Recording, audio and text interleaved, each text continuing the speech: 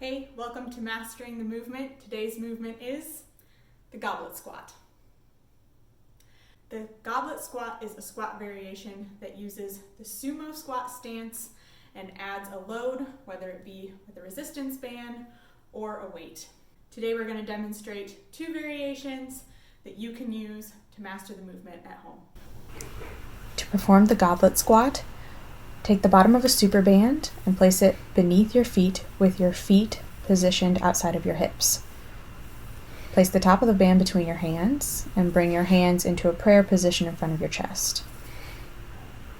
Move your hips backwards, keeping your knees aligned with your ankles and your chest upright.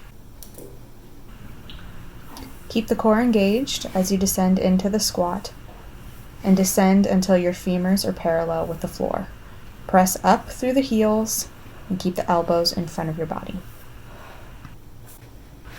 When performing the goblet squat with a weight, keep the weight balanced in front of your chest with your elbows inside of your knees.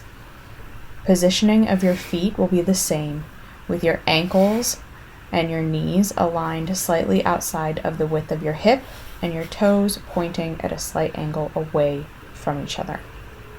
Keep the core braced and descend into the squat until your femur is parallel with the floor, keeping your chest upright and your elbows balanced. When performing the goblet squat, be sure not to let your chest fall forward and keep your feet aligned outside the width of your hips at an angle. This allows the hips to open so that you can get proper depth in the goblet squat. The sumo squat is a great variation to use if you're hoping to improve on your hip mobility as well as build up your core strength. So, good luck mastering this movement.